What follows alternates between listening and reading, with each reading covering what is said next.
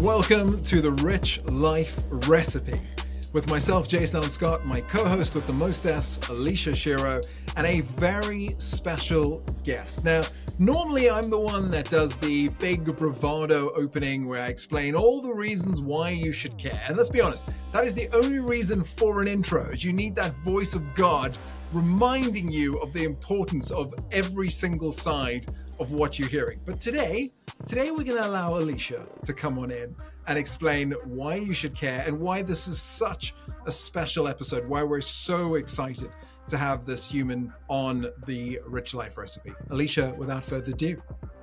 Thank you for that stellar intro, Jason. We are so excited to have Craig Siegel here today. He is an entrepreneur, author, motivational speaker.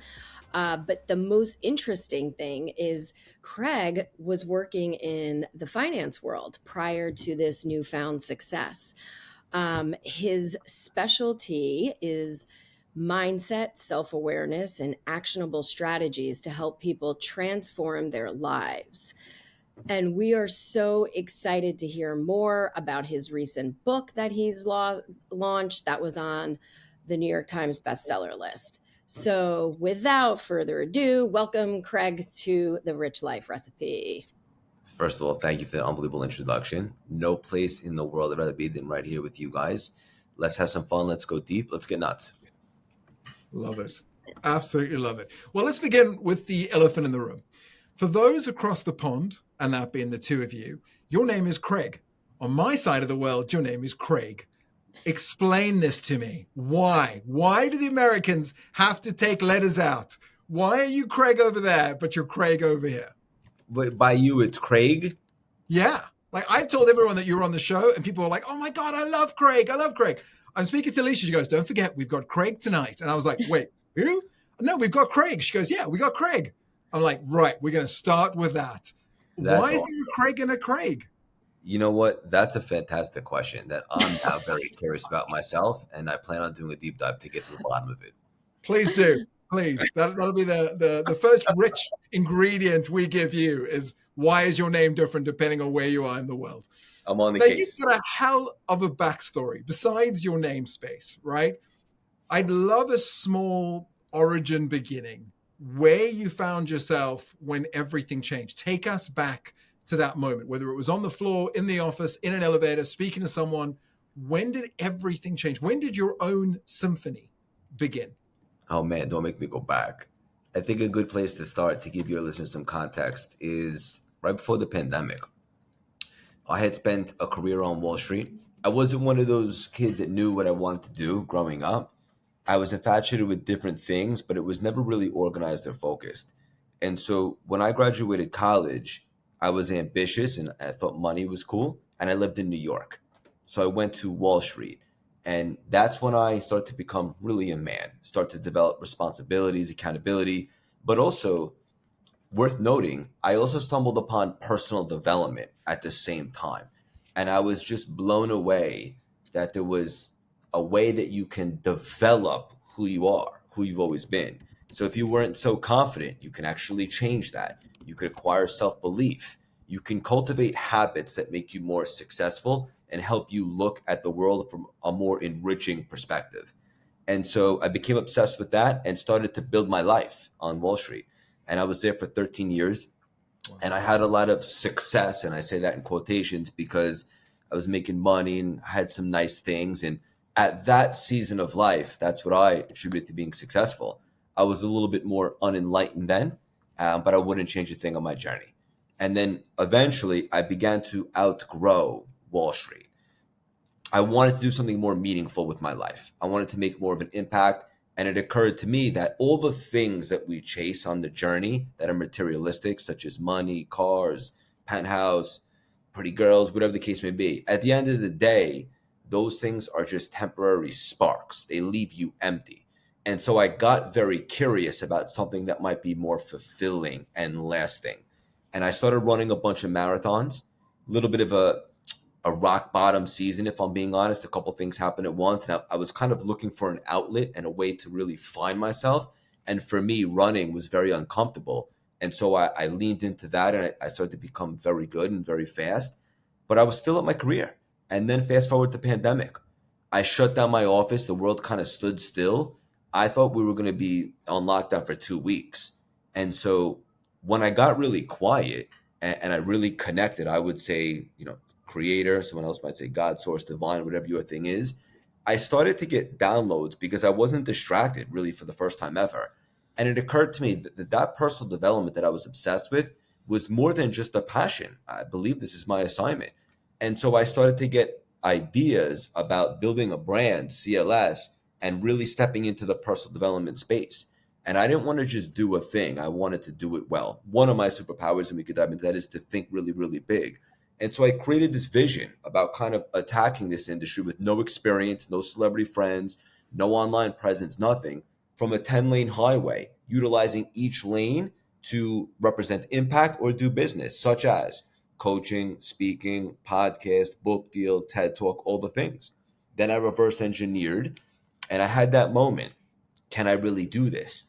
And it occurred to me right there that my biggest fear right then and there was actually that the lockdown would end and I didn't get this going and I would have to go back and be miserable. And so I consider what I like to call the cost of inaction, the COI. And so the cost of not doing this was actually death, because quite frankly, I wasn't even alive. I was just existing. And so that fear of stepping into the unknown transformed into enthusiasm. I leaned in, and for the first time in my life, I was in alignment. And then over the last 4.5 years, it kind of exploded in all the different areas, got married, ran some more marathons, launched the Wall Street Journal best-selling book, spoke all over the world, all the things, left Wall Street for good, and really began to tap more into my spirituality. And we're just getting warmed up. Long-winded answer, but at least now your listeners have some context. As a listener, and I apologize, Alicia, if you wanted to jump in. So we're still working out our timing, so bear with us. For one, if you're listening to this and you're on Spotify or Apple, wherever you find great audio content, check out the YouTube. It's where our unedited videos are, and you can see the faces of the people we speak to. Sometimes it makes a massive difference. When Craig speaks, there is a passion in his face. There is a believability that I think sometimes is difficult to pick up on audio only. Sometimes it works great. Dr. Rachel, who you would have listened to probably in the episode before this, our neuroscientist, she's not giving away a lot in her face. Neither is the World Series poker champion that we spoke to. She is bluffing with her muffin. There is no way you can tell from watching it. But Craig is a very different person. There is spit, vinegar, and passion with every sentence. It is quite literally, I'm going to use this word on purpose, a symphony of watching someone. And I want to ask a question based on that. You were obviously in Wall Street. There was a certain amount of transformative needs, right? You'd have to become the person that can do the thing. You didn't come straight out of college or straight out of school, straight into that job. You already knew that you were capable of taking on skills, stacking skills, and executing against that and convincing others that you were the right person to trust. How important was that as an ingredient structure to moving into the next phase of your rich life, to become a transformative person as you are now? Instead of doing deals to do with money, you're doing deals to do with people's lives and their missions and their purposes and their own assignments, to use your words. Yeah, beautiful. So one thing I know to be true now that I didn't know then, or at least I wasn't able to articulate it, is that whatever it is that anybody believes in, assuming they believe in something bigger, meaning like there's something else going on here beyond our logic, whether that's God, creator, source, divine, universe, whatever your thing is. I think one thing we can all agree on is that it's an endless energy. And so to be able to channel that energy and share that with the world and make a massive shift and difference, and obviously unapologetically a lot of money, we ourselves have to be limitless. Because if we're trying to channel that and we still have limitations on what we can accomplish, it's like a staticky connection. And so one thing I learned early on is I stumbled upon NLP, neuro-linguistic programming, a technology, when I first got to Wall Street. Now, I still like that, of course, but I've gotten a little bit more spiritual on my journey. But at that time, I was so captivated because it helped me understand that in the subconscious, which is basically 95% running the show, I had all these beliefs. They weren't actually the truths. They were my truths, whether that was programming from my parents, society, whatever the case may be. And I started to realize that if there were beliefs that I had that kept me capped or were prohibiting me from get to my next level, I could actually delete those files and replace them with nuggets or beliefs in my subconscious that were more empowering. And so I think what I've noticed is some of the most successful people, it's not their IQ, it's that the way that they look at the world is a lot more enriching than other people. They're always seeing opportunities where other people might see limitations. And so I really began to do that and transform myself. And that's contagious. You can let everybody know, whatever field you're in, that wherever you're at now is not capped. There's always a way to go deeper. As I like to say, if you want to go higher, you got to go deeper. And you can keep expanding your capacity to receive. And that's something I just tripled down on. Love that. Same. That's amazing. I think there's just so many verticals to you. I don't even know where where to start. And I think one of the things that, strikes me the most is just the personal development and the resilience and overcoming the adversity. So I think you have such a raw honesty and vulnerability here, and that is what moves people. And I know that because I've come to one of your networking events, as you know, and you had some wonderful people at that event, and it was truly inspiring, and just learning more about your story. And I think there's also these certain things that you interject along the way, like keep chasing the butterflies. That was something that really stuck with me, because I think as we're going through our personal journeys and we hit up against that resistance and you get stuck and you don't know which way to go, I think that's such a great reminder, like what gets you excited, like keep chasing the butterflies. So that really stuck with me, because I do find that sometimes I get stuck and I'm like, which way do I go now? And I think just that simple statement keeps me focused and going in the right direction. Yeah, beautiful. I'm glad that one stuck out. And just to add something to that. So I think that we have this misconception that we're supposed to be very humble with our desires. Humble in the world, yes, don't be arrogant. But like, how much do you want, right? If you don't ask for everything, you're wasting your time. And if you don't want everything that life has to offer, then I would at least hope that you can awaken a desire to have that, right? And so for me, chasing the butterflies is like, whenever I'm on the verge of doing something very uncomfortable, I get this feeling. And I used to think it was anxiety, but it was really just, it's a different feeling that I began to transform from anxiety into butterflies. And it is a little bit of nervousness and so forth. Like, for example, I still get that feeling the night before a marathon, or right before I'm about to speak, or my wedding, whatever the case may be. But really, it's because this is a big deal. And I respect the task at hand, and I want to do a good job. But the other component is, if you're not experiencing those feelings in life, then I think that you're playing way too small. Because the only way that you're going to be feeling those butterflies is when you're on the cusp or the verge of doing something very uncomfortable, which is your portal for expansion. Because we don't grow in our comfort zone. In fact, I would even argue to say that your comfort zone is a death sentence. So when I say chase the butterflies, keep putting yourself in arenas or situations that stretches you, because that's where the most growth happens in our lives. I'm gonna push back, because I think that's my job in this world. So a lot of the things you hear on podcasts, and you said it, are things for, and I apologize in advance to the listeners, this is a trigger warning, the middle class and above.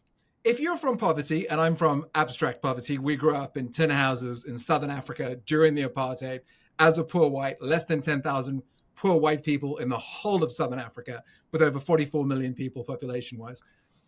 Doing hard things is part of life, right? There is no precipice of hard shit. You wake up and it's hard.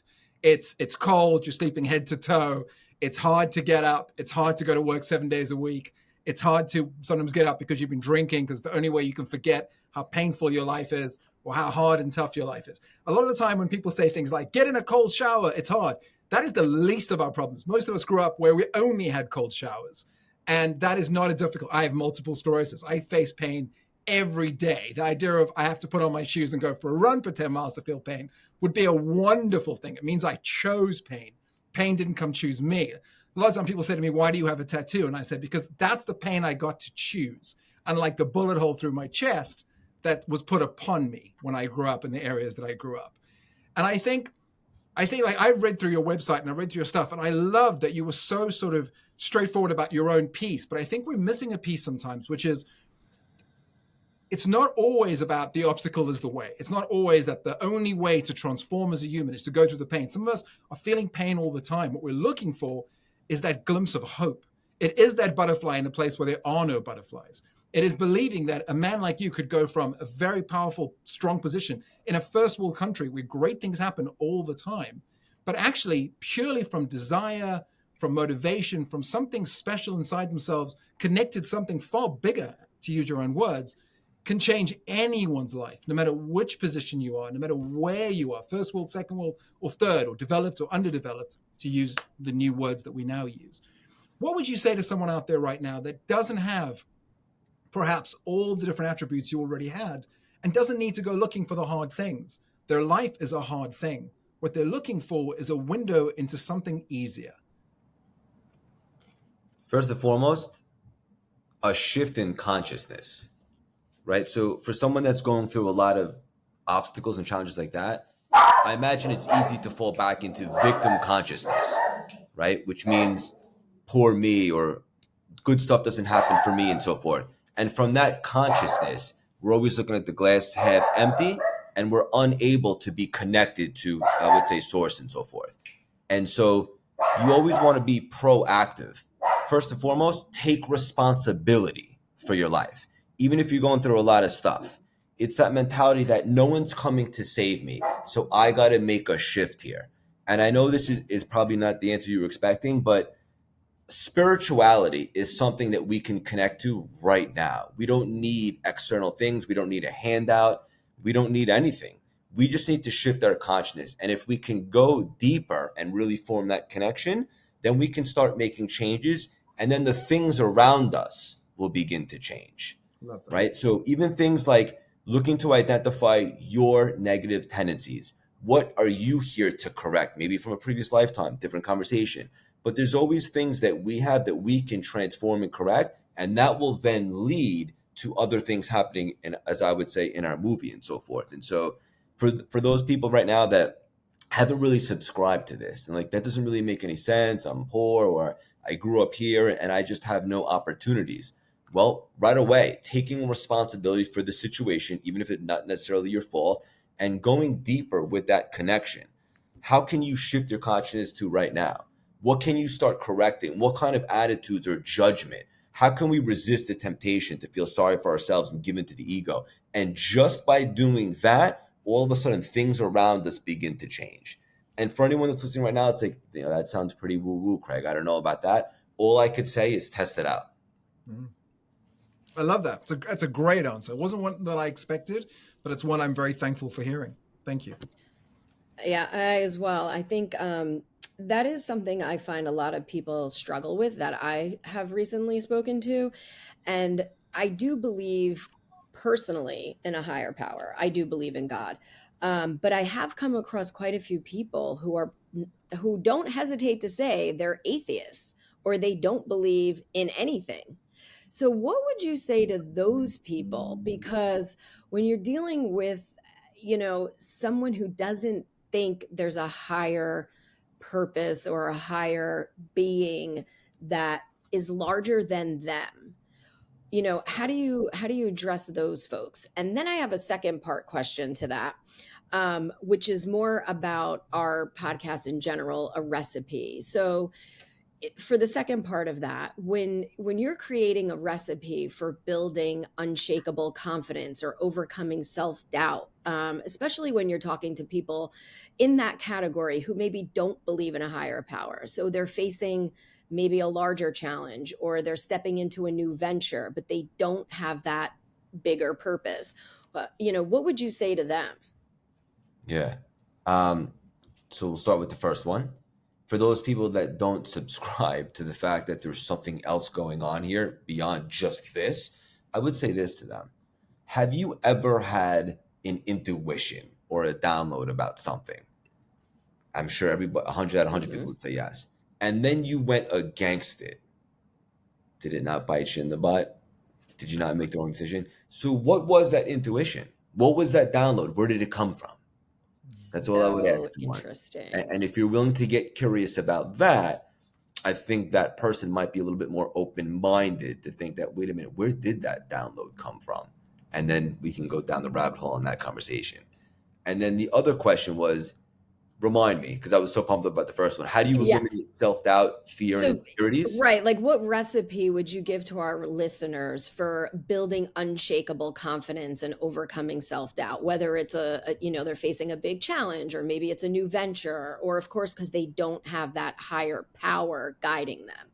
Yeah. So you have to understand there are universal laws, just like Mhm. gravity, right? So nobody would deny that if they could see this right now, if you jumped out the window behind me in New York City, even if you're a great human, you would still go down because that's gravity. So there are universal laws, right? And so fear, doubt, and insecurities are actually a great thing because that means you're on the verge of doing something big and stretching yourself. Because if you're in your comfort zone, you're probably not going to face much fear or doubt because you've done it 100 times, right? So anytime that you feel fear and doubt, that means you're on the cusp of pushing the envelope and doing something bigger.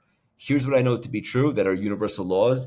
This is not philosophy, this is science. And again, I encourage everybody to not take my word for it, but test it out. Anytime something like that happens, most of us want to react, right? Whether we get an nasty email or a text, we can't wait to respond or write back something, or the fear and doubt cripples us. You know what? I'll wait till tomorrow to do it, or I'll reach out to, I'll call that person back next week. If you just pause and restrict the temptation to give into that, you will notice that the seas will begin to part and you will feel empowered. And then from that consciousness, you could transform from reactive to proactive and then go what you're about to do.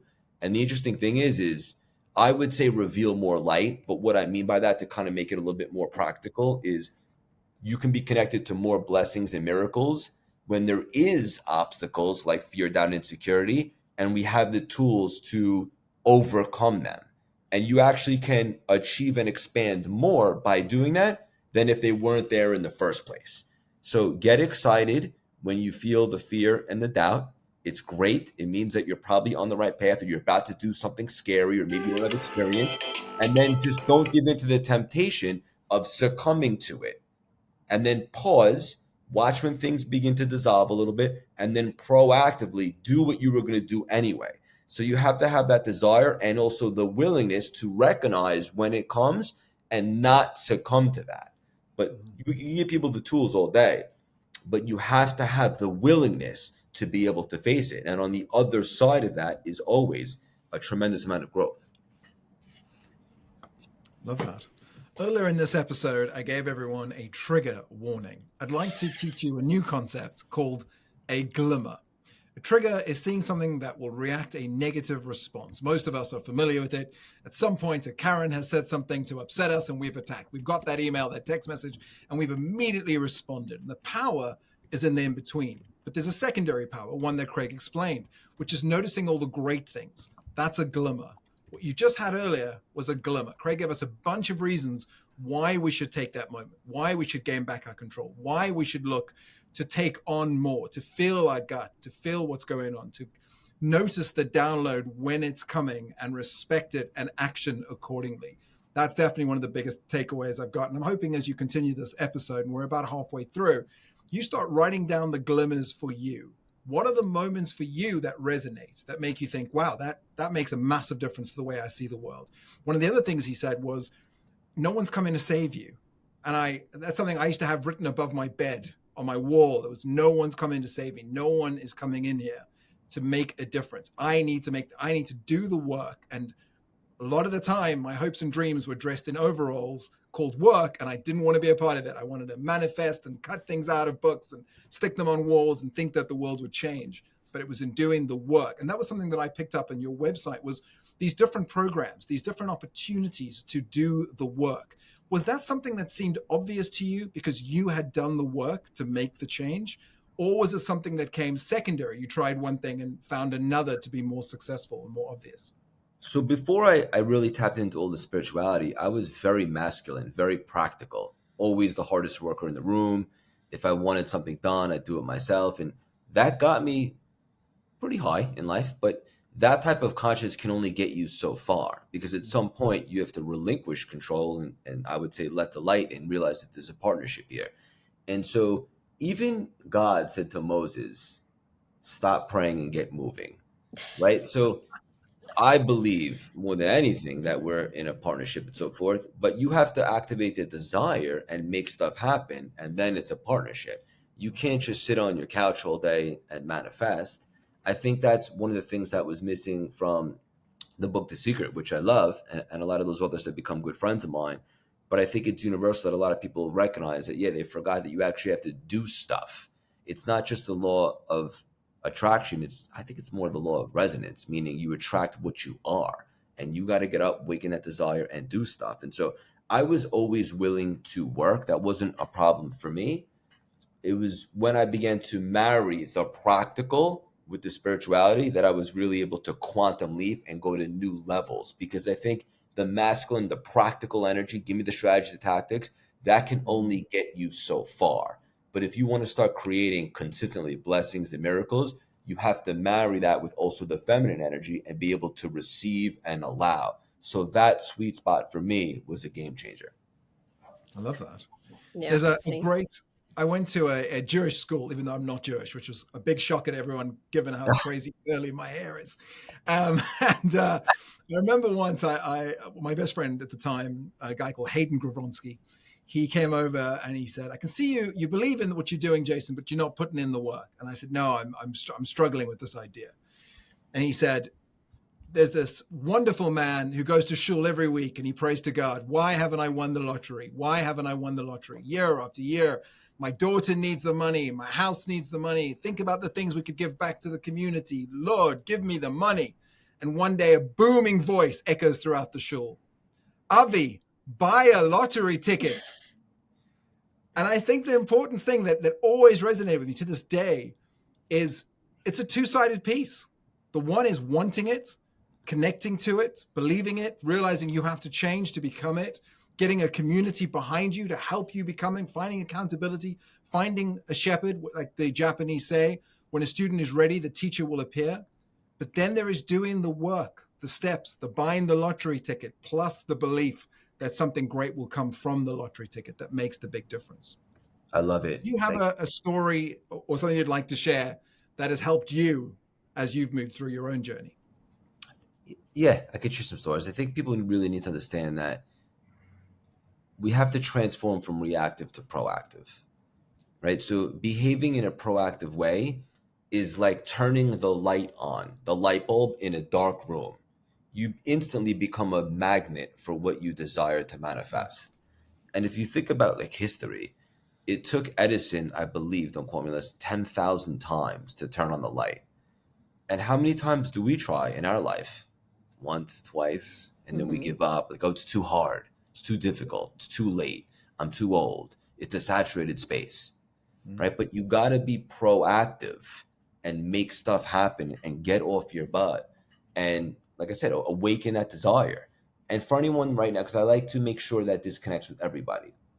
Obviously, I wrote a whole book called The Reinvention Formula, but I know that there's people out there that just don't have the desire right now. Can you at least have the desire to have the desire? And that's something that's a muscle we can flex.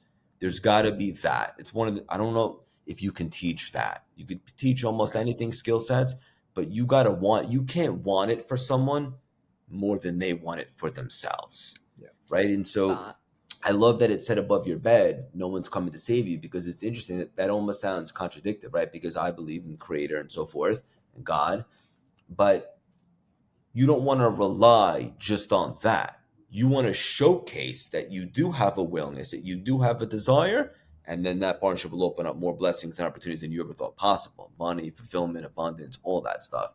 But you got to try to be more proactive anywhere that you can. Anytime there's something, there's an opportunity, you speak to somebody or you hear a nugget, or there's just an opportunity to give back, whatever the case may be proactive. And if you if you can go deeper with this wisdom, like even when it comes to money, I know a lot of people love money stories. Maybe that's a different conversation.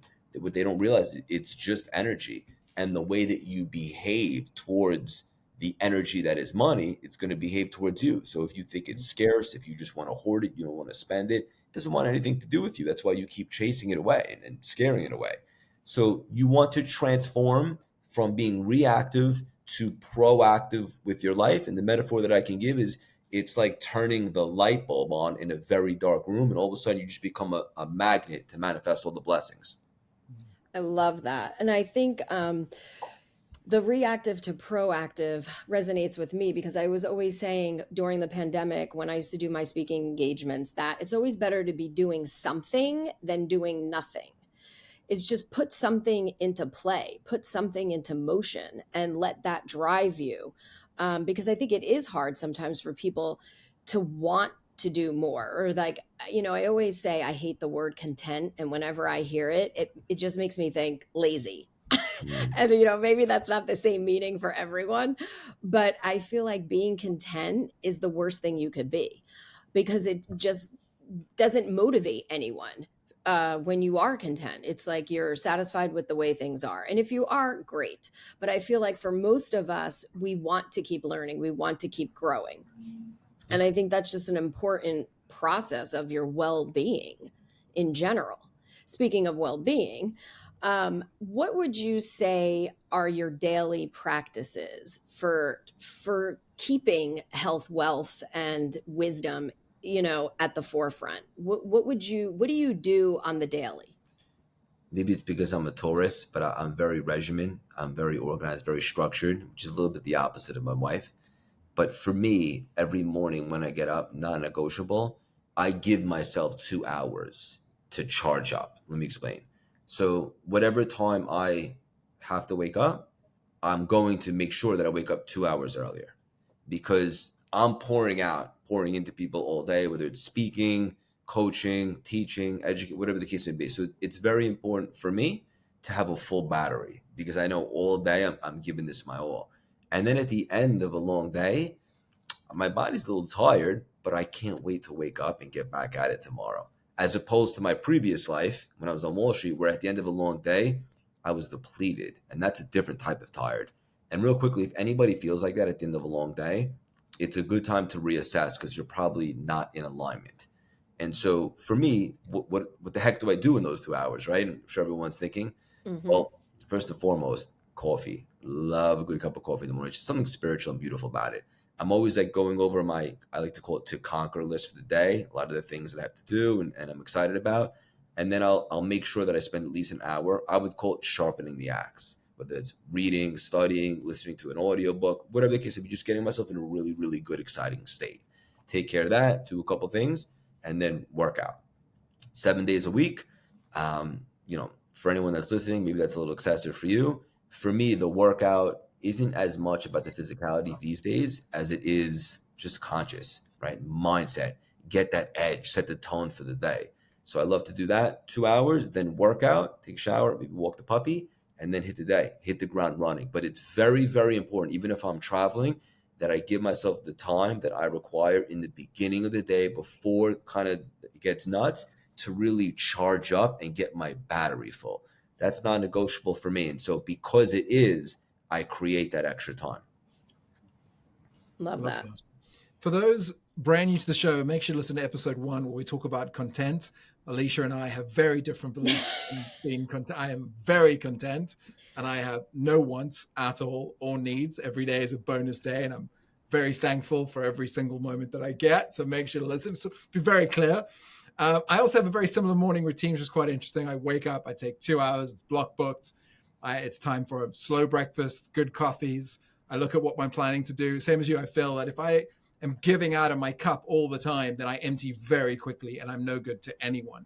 But if I've got that 2 hours, and that's another wonderful piece of a rich life recipe, is that block book for you. That I learned this from Michael Chernow, if you can't fill your own cup, you're not good to fill anyone else's cup, right? There's this real thing about loving yourself. If you can love yourself, you can love everyone. But if you don't love yourself, you don't give yourself that love in your own actions, then you can't do it for other people. And I love as well that you have such a holistic life.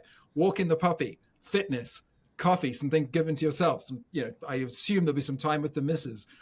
All these ways to really have success. And we use that right in the beginning. You said, in inverted commas, I had a successful life, but I had to relook at what success means to me. And I think that's a question I have for you, which is, what is success to you now? When you now think of the word success, when now someone says, wow, it's a pleasure to meet you, you're so successful, what is the first thoughts that come to mind? So it's interesting how in different seasons of your life, you have different definitions of words, right? So for example, we're about to unpack success, but also I was talking about this recently. The definition of the word fun has evolved for me, right? And what I consider to be fun, maybe on a Saturday night, is different than it was 10 years ago and so forth. In regards to success, I can tell you what it's not. It's not material things. It's not things in general, because those things will always leave you empty or desiring more, and you'll never really be satisfied. When I think of success, I think of two words specifically. That's to have peace and fulfillment in your life. And so to take it a step deeper, I believe one of the main reasons why our souls are here is to identify what our own unique individual gifts are and be able to share those with the world in a big way. And so I don't believe our gifts are ours. I believe they were given to us and we're the managers of them. And we must be in alignment and share those in some capacity. It doesn't mean you have to be a celebrity or an influencer or coach or speaker, but find what your thing is and figure out a way to share it. And if you can do that and change the world and shift consciousness and make a difference, I think you're on the way and you're in the process of achieving fulfillment. And so for me, it took me 35 years, depending upon who you ask, that might be early or late. But now I know what my gifts are. I am sharing them. I'm looking to continue to grow and expand that to make the biggest difference that I can. And then also the byproduct of that, incidentally, is unapologetically making a lot of money, because spoiler alert, creator wants us to have a lot of money so we could do more good with it. And you can change the world more with more money. But that's the byproduct. It's not a primary reason. And so again, just to reiterate, finding what your gifts are, what is your purpose? What are you here to do? Everyone's a little bit different, and find what that is and pursue that and figure out a way to share that in the world. And because I am doing that now in a big way, I would consider myself to be successful. That's beautiful. It's amazing. Yep. Love it. One of our guests, Dr. Rachel Taylor, talked about the power of environment. Of course, those that are watching this right now on YouTube, and again, if you're listening to this, that's great, but do check out the YouTube channel, The Rich Life Recipe. You'll see this gorgeous view behind you. You're in an incredible place, right? A literal city of gold. If you can make it there, you can make it anywhere, to quote the lyricists, the great poets of our time. How important has environment been, and how important is environment now to you? It's a very interesting question. And the reason why I find it to be very fascinating is because I imagine when you say environment, you mean geographical location, because you mentioned New York City.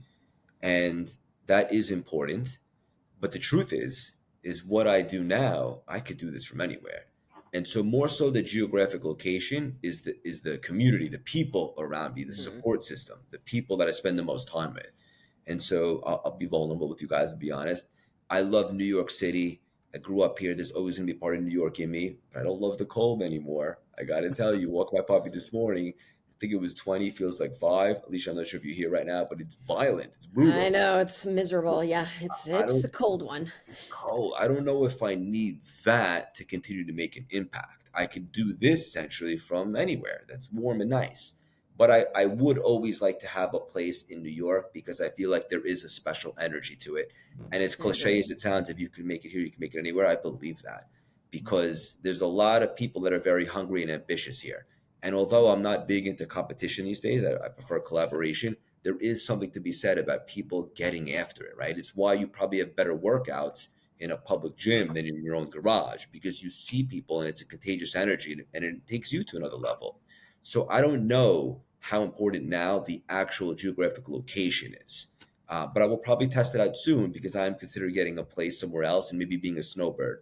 But the community, the support system, who you spend the most time with, that environment, I think is absolutely crucial. I love that. Yeah, Um, same. we've got a couple of quick fire questions to end the episode, but I have to ask because I'm thinking about becoming a pet parent. I don't have any children or blessings yet. Um, what is the number one thing that you believe you should be giving your pet, ingredients wise, that will make for a better life outside of love, attention, good walks, a great place to walk them? Is there a supplement that you found that works well? Is there a grooming product? Is there anything that you've seen that seems to make the pet's life better, healthier, or happier? That is a question I've never been asked before in a podcast. That's my goal. That's my only goal every episode. Great. We give him like whole food, like real human food, like chicken and some rice, and we want him to eat well. And we don't let him eat from the table and all that crap. He's a better diet and nutrition than we do. And he's very healthy. He's about to be 2 years old this Saturday, 2 years young, Aw. and he's doing great. So I guess that's something that we kind of made a switch to, and he enjoys it. And he's very athletic and healthy. So I guess I would say, just like yourself, pay attention and be intentional with what you let your puppy consume. Love that. Alicia, your quick fire questions. I'm still absorbing all the glimmers, as we like to call them. I loved hearing about the cost of inaction, the universal laws, the reactive instead of, being proactive instead of reactive. And of course, always sharpening the axe. I mean, I just think, you've done and accomplished so many different things, and the community that you've built, because I've been there, is an amazing community of people. And I think that is one of the most difficult things for people living in New York. We were just talking about New York, and the energy here is amazing. There is no place like it. But there are times when you can be in a city full of people and still feel very alone. And I think finding your community and finding your group is extremely important and not always an easy thing to do. So I love hearing more about how you're growing your community as well. And you mentioned giving back, and you've been an inspiration for me in that area because you've given back to me by joining us on our show, because we've met only just a few months ago. And I know how important giving it back is to you. And now I'm incorporating that into more of what I do. And I think my last question, not that any of that was a question, but my last question to you would be, what's next for you? What do you see yourself doing next in health, wealth, and wisdom? It's so crazy. First of all, love you. It feels like we know each other for a lot longer. I imagine we probably have in a previous lifetime, but I can't believe it's only been a few months. Both of you, love. And I get asked a lot. It sounds like just in the last week, like 100 people have asked me what's next. Here's what I can say. What we're doing, it's working because I see the lives that are being changed by the people that I'm teaching and coaching and communicating with. I see the ripple effect. So there's no ceiling on that. How do we influence the most amount of people to shift their consciousness? And I know this is going to sound a little corny or cliche, but how do you change the world? It's by first being vulnerable enough to dig deep and figure out what in yourself needs to be corrected or transformed. And when we do that, we just reveal a bunch more light in the world.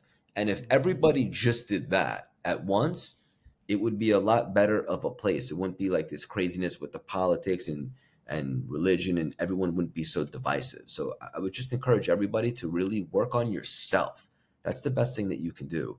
And another thing I would say to that in regards to community, it is huge.